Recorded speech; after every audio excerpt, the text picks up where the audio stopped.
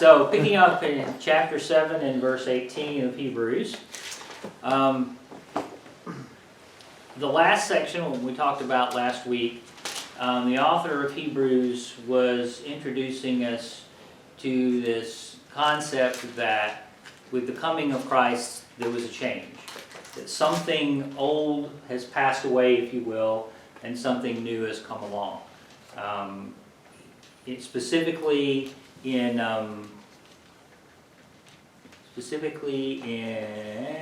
verse 12, sorry. Specifically in verse 12, where he talks about that a new law had to come. And that's going to lead up to his future point, where he's going to talk about the new law and the new covenant. So in this section, we're going to be talking about essentially this new hope that we have, a better hope than what we had in the law. And so we're going to begin looking in verse 18 and the first part of verse 19 about the limitations of the law, what the law could not do. It's essentially answering the questions of why there had to be a new priesthood, why there has to be a new law. Because to talk about what the law could not do. So in verse 18 he says, the former regulation is set aside because it was weak and useless. So this former regulation that he is speaking of course, this is a reference to the law. The word that is used there in the Greek means essentially a precept. It's sometimes translated as commandment, and that's the way it's translated in the King James Version. But it's not the same word that normally is translated commandment that has that the legal or authoritative force of other words in the Greek that normally refer to a legal commandment. This word has more to do with like a moral or religious precept. Okay. But still, he's talking, when he says the former regulation, he's referring to the law of the Old Testament. So he's emphasizing the part of that law that governs people's relationship with God, rather than sort of the civil parts of the law that have to do with relationships with each other or obligations to the nation, that sort of thing. He's talking here about the moral or the spiritual part of the law, the part that governs our relationship with God. So he says this former regulation is set aside. What does he mean by that? The word there means to make something of no value, or to act towards something as if it were annulled, or to make it void. Now, as I referred to a minute ago, back in verse 12, he had declared that there had been a change of the law because of the change of the priesthood. He said, because there's a new priesthood, a new order of priests, instead of the order of Aaron, there's now the order of Melchizedek. Because the priesthood was prescribed by the law, if there's a new order of priests, then that means there has to be a change in the law. Okay? So that means the old law that established that old Levitical priesthood has been rendered null in its effect. Now, we've talked about this before, and in fact we talked about it last week. In one sense, the purpose of the law was to make us holy. However, the law could never make us holy. So what the law really did was just demonstrate that we couldn't keep it. That was really its purpose. So how holy God is. Yes, to show that we could not be holy enough for God. Yeah. And in that sense, as Paul would say, that's why it was our schoolmaster. It was teaching us that lesson that we couldn't be, by obeying laws or regulations, we couldn't be holy enough for God. So that means its real purpose was to demonstrate that we couldn't keep it. Its real purpose was really, it could only serve to condemn us, to show that we failed. But what he's saying, and this is the interesting thing, is in the new law, because of the new priesthood of Christ after the order of Melchizedek, it cannot condemn us anymore because it's been rendered null in effect. So in Christ, the law cannot condemn us anymore. The law has brought us to Christ as a schoolmaster, as, like I said, as Paul said. But now that it has, it can no longer condemn us. It no longer has that effect. It has been rendered null. Its condemnations, its penalties no longer apply to us because of the priesthood of Christ. So, the law was set aside. Why? This is the reason that the law was set aside or annulled. And he uses two words to describe the law: weak and useless. Now, both of these words are words that, as you've seen me demonstrate before in the Greek, that there's a root meaning of the word, and then you put the prefix a in front of it, which is in Greek the negation of it. It's like putting a not in front of it. It means it's the opposite. So you first look at the root meaning of the word and then not that. And that's what it means. So the first one that is translated weak, the root word means vigor or strength. And so the idea behind the negative of it is impotent or sick. So what he's saying here is that the old law did not have the strength or the ability to do what it had to do in order to be the ultimate and final solution for sin. In other words, if the law would have been strong enough to make us holy, that would have been one thing. But it was unable to make us holy. Again, it could only demonstrate that we weren't. It didn't have the power or the ability. It didn't have the strength to actually make us holy. So it was weak. The second word he uses, useless. And the root of that is to be helpful, to do good, to be beneficial. So with the negation in front of it, that means it's not helpful, not good for us, not beneficial. So the idea is that the old law could do us no real good, at least in terms of our spiritual destiny. Now, I know there's another piece of this subject where you could talk about some aspects of the law, like particularly the dietary part. There are many people that have examined it and claimed that in a physical sense it could actually have practical beneficial health benefits by observing the dietary law, that it's actually a very healthy kind of diet to have.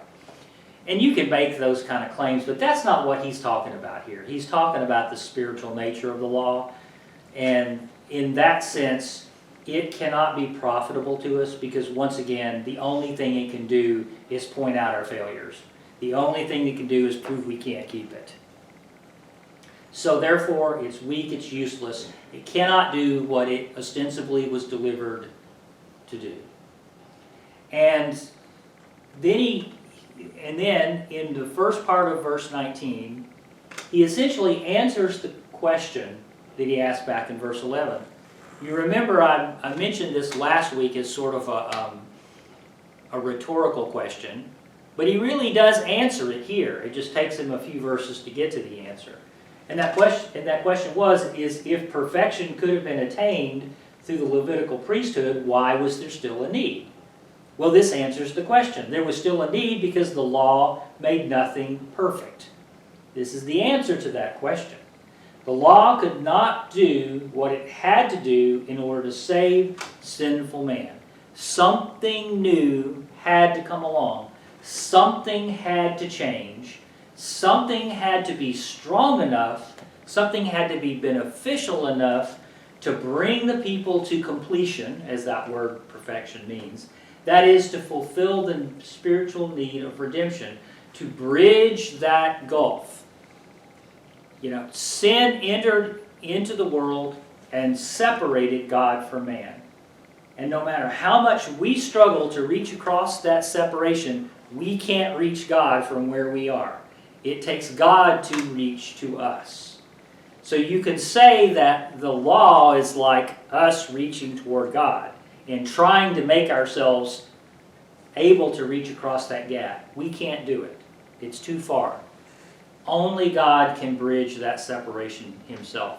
Only the work of the great high priest after the order of Melchizedek could reach across that gap and make us holy before God. So the law could not make anything perfect or make anyone perfect. So something better had to come along. And that's the second part of verse 19. The law made nothing perfect, and a better hope is introduced by which we draw near to God. So this better hope is introduced. And that is fortunate for us. The story doesn't end with the old law or the Levitical priesthood and all the limitations that it has. Something better was given to us. We've talked about this before, that the word hope in a biblical sense is not just hoping something will happen. It's not just a desire that may or may not come true. The biblical word hope means a confident expectation that is based on a promise. Not just any promise, but a promise that we can be confident of. A promise that is from a trustworthy source. And so therefore, our hope is an expectation of having that promise fulfilled. And so, the work of the priesthood of Christ gives us a better hope than what the law provided. You could say the law provided a hope in the sense that it provided built into it pictures of Christ's work, prophecies of Christ through various aspects of the tabernacle and the priest's work and so forth. All of those were, as we've talked about, pictures of Christ. So in that sense, it offered a hope, but it was a future hope that it couldn't fulfill in and of itself. It required the fulfillment of those prophecies. It required the reality that corresponded to the pictures. We talked about that before when we talked about what a picture represents, the difference between seeing a picture of something you want on Amazon versus actually getting the real thing delivered to your door. This is the same kind of thing. The law, you could say, was the picture, but then when Christ fulfilled that great high priestly work, that's the reality of it being delivered to you and it becoming, a part of you. So that better hope is what has to replace the old law. And what it results in, and that's why this is so important, the second part of this verse, by which we draw near to God. That's the real power of Christ's priestly work. And it does what the law could not do. I said before, sin entered into the world. That created a separation between God and man. The law could not bridge that. However, what Christ did brings us near to God. That very phrase here is demonstrating that it removes that gap. It bridges that gap. It brings us back into fellowship with God. And so, rather than being separated from Him, we can now approach Him with joy and confidence. We now have access to God rather than separation from God. Not because of what the law prescribed, because the law was powerless to do it, but because of the work of the great high priest. That's something better, a better hope.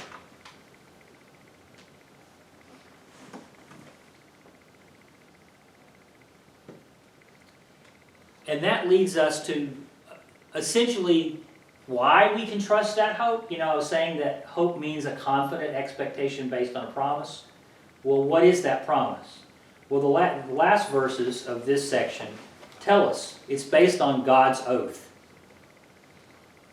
Verse 20, and it was not without an oath. Others became priests without any oath, but he became a priest with an oath when God said to him, "The Lord has sworn and will not change his mind. You are a priest forever." Because of this oath, Jesus has become the guarantee of a better covenant. So, he points out and emphasizes this all originated from talking about the priesthood of Christ and his work, that it all began with the oath of God. And this is another reference to Psalm 110, where God is swearing an oath, placing his divine power and his divine authority behind this new thing and behind this promise. It's God's own words, not just declaring, but swearing an oath by himself, remember, because he couldn't swear by anyone greater. And he contrasts that, because this is talking about how Christ became a priest after the order of Melchizedek. He contrasts that, again, with the Levitical priest, the human's priest.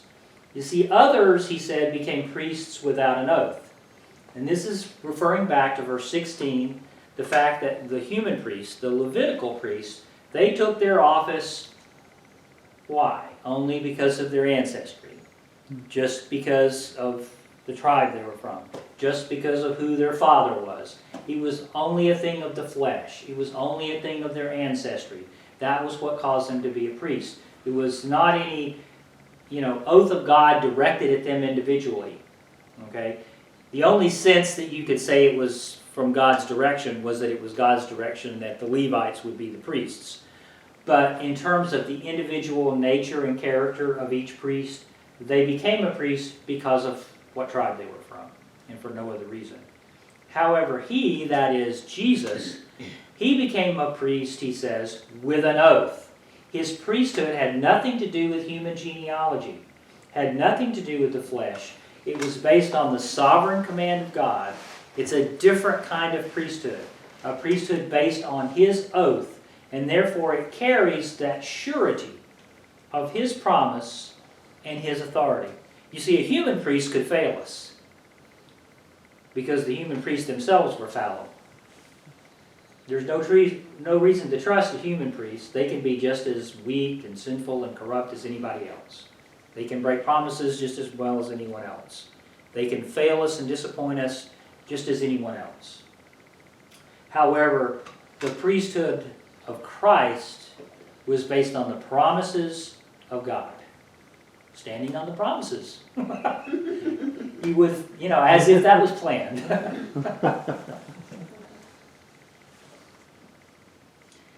So, once again, the author of Hebrews quotes from Psalm 110 again. This is the third time he has quoted Psalm 110:4, and actually the fourth time if you count back in chapter 1, verse 13, where he quoted from verse 1 of Psalm 110.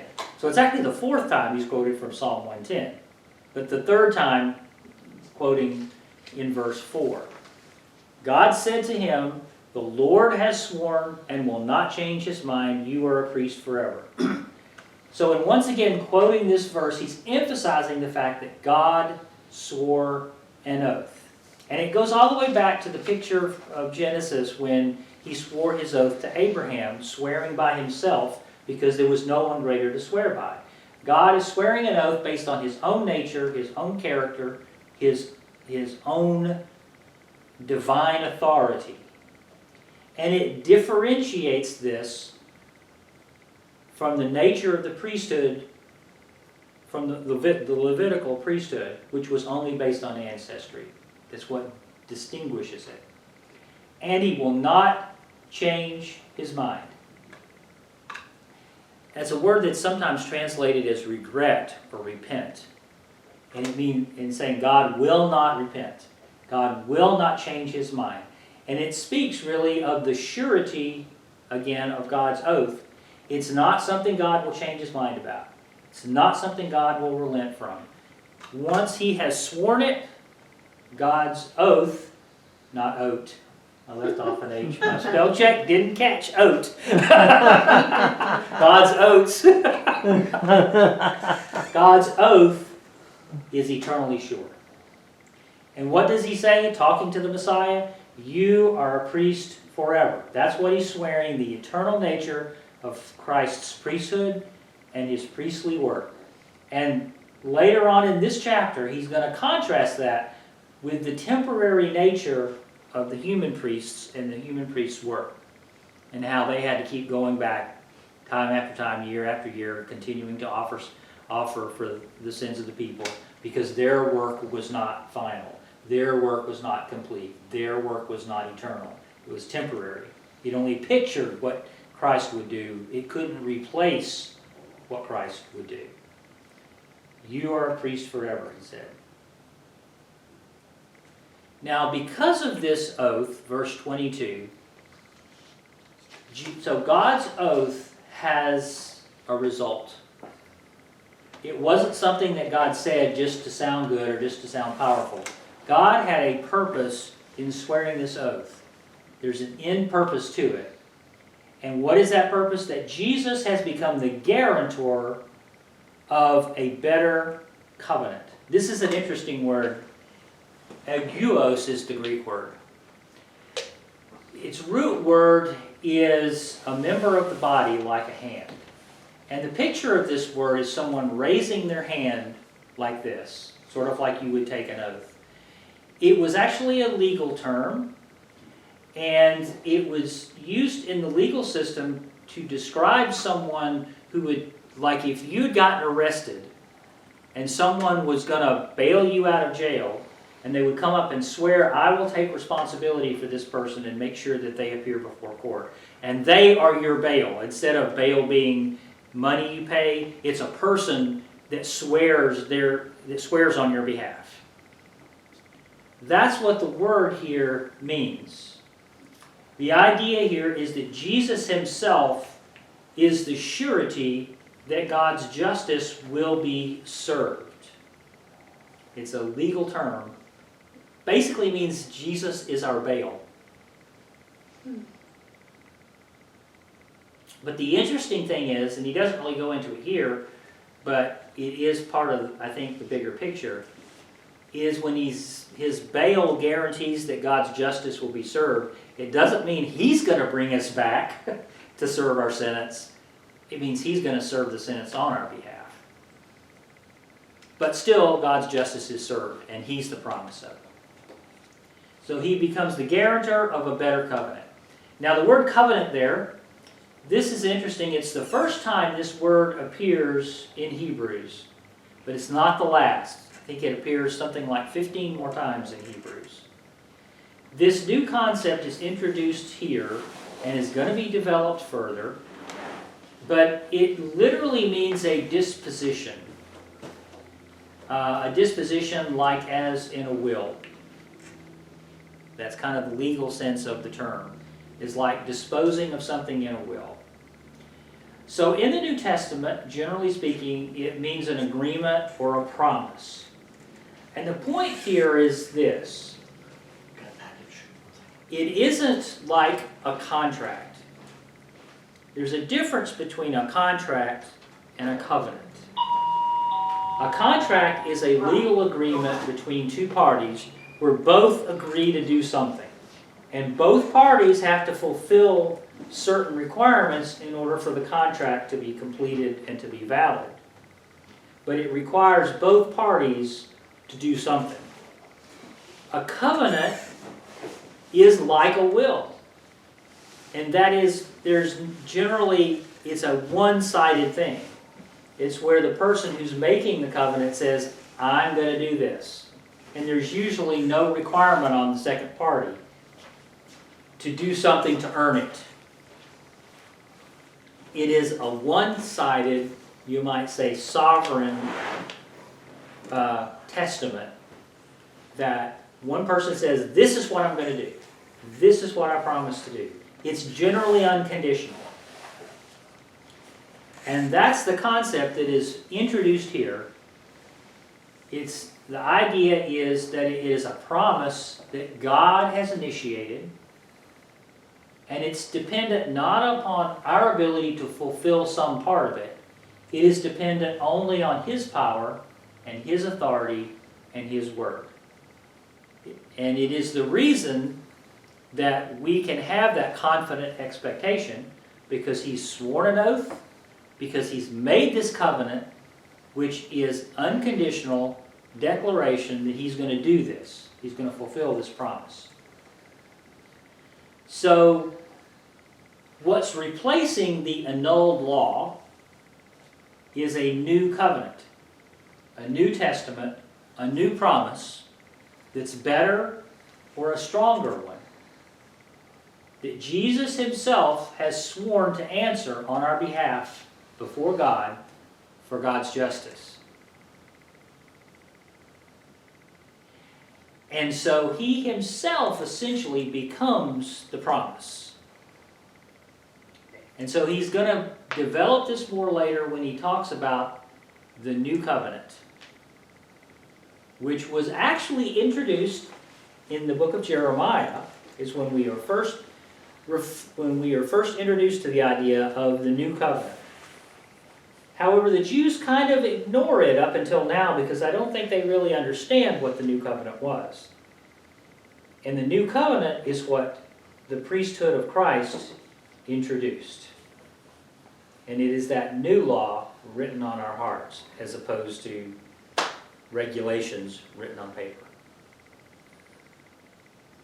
So that's where we're going to leave off today. Next week we'll be talking about the limitations of the human high priests. This week kind of talking about the limitations of the law.